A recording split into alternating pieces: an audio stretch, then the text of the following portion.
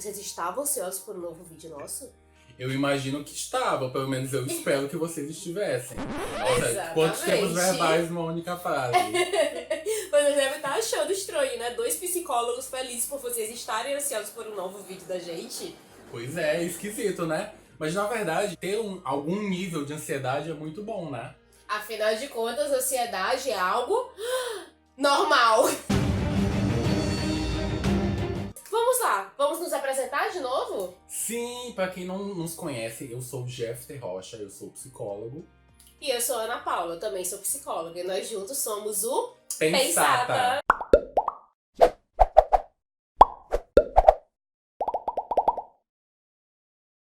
Então, como a gente tinha falado, algum nível de ansiedade é importante sim. Porque a ansiedade ela nos prepara para eventos futuros, né? Então, eventos que podem, de alguma forma, exigir mais da gente no futuro, causam-nos uma certa tensão e essa tensão faz com que a gente se mobilize de uma forma mais eficiente para esses momentos. Exatamente. Mas só que tem aquele momento em que a nossa ansiedade ela fica descompensada. E aí é chamada de ansiedade patológica. E esse momento não é legal.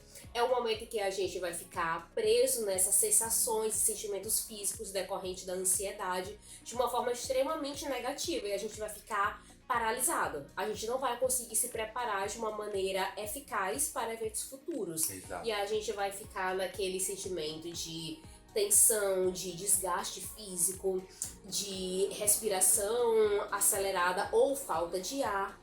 E é sobre isso que nós vamos falar hoje, né? Sobre essa ansiedade patológica. Isso. Patológica é tudo que tem uma relação com doença, né? E no caso, com doença mental, com transtornos mentais. Os transtornos que eles têm essa ligação e que a ansiedade acaba sendo doença de base chamam-se transtornos de ansiedade. E a gente vai falar de alguns deles, existem vários transtornos de ansiedade. Como o vídeo a proposta é ser curtinho, a gente não vai falar de todos, mas o foco do Pensata também ele tem uma relação muito grande com falar de ansiedade. Então não é a única vez que a gente vai falar sobre esse tema.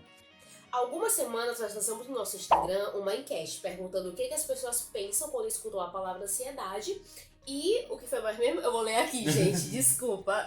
Quais dúvidas vocês têm sobre a ansiedade? Exatamente. Então, quando a gente perguntou o que é que a palavra ansiedade remete a vocês, a carga foi extremamente negativa das respostas que a gente obteve, né? Angústia, tristeza, tensão, preocupação, estresse. Tudo isso teve uma associação muito grande com a ansiedade. E quando a gente perguntou dúvidas que vocês tinham sobre ansiedade, a gente recebeu algumas que são bem típicas. Também não são legais, né? São negativas. E inclusive pessoas assim que relataram que sentem ou que sofrem de sintomas muito presentes, sintomas físicos sobre ansiedade. E a gente vai colocar aqui algumas perguntas que a gente recebeu.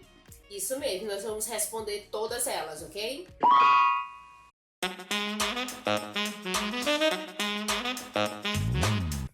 A primeira pergunta foi: um dia eu ficarei boa?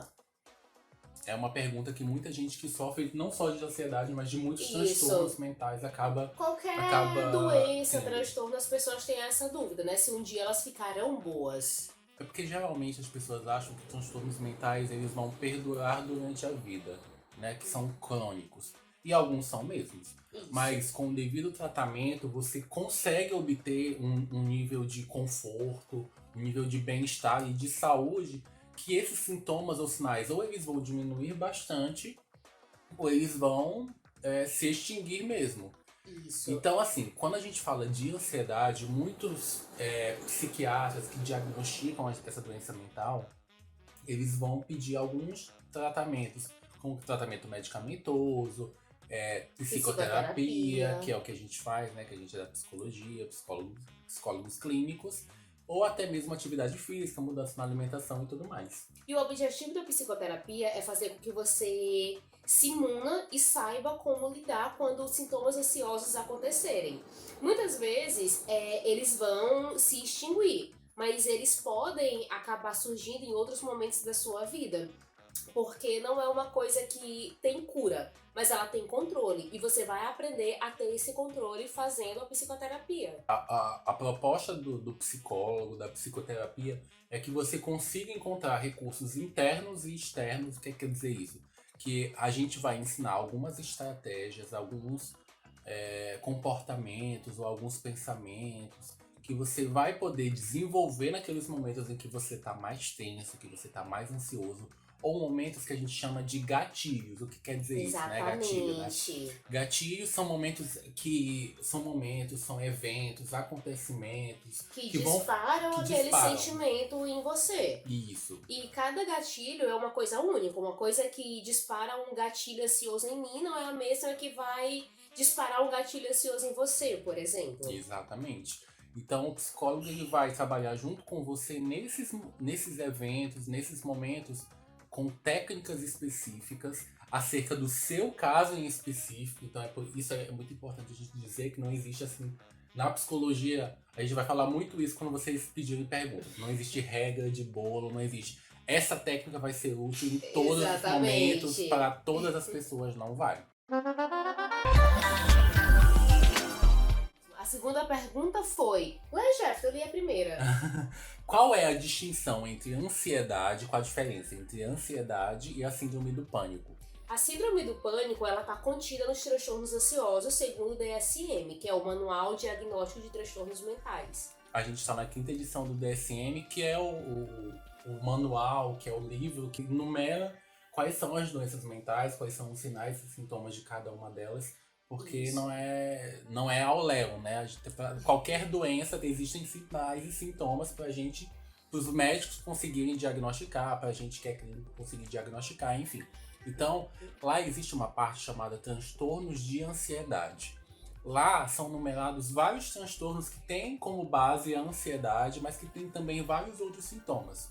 No caso da síndrome do pânico, que é conhecida como transtorno do pânico, existem alguns sintomas, mas especialmente esse transtorno ele se relaciona com o fato de que a pessoa ela sente um pico muito grande de ansiedade e medo, que esse pico geralmente atinge o seu ápice, né, o pico mesmo, em 10 minutos mais ou menos, e a pessoa ela sente vários sintomas físicos, emocionais, enquanto ela está sentindo esse momento de intensa agonia.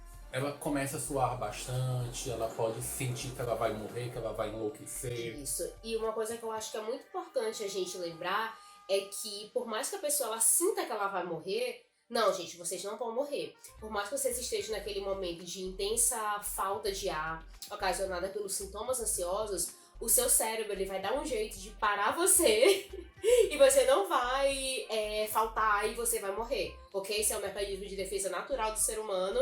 Então, eu sei que é impossível a gente dizer relaxe, mas relaxe, tente. Existem formas, existem técnicas específicas para isso.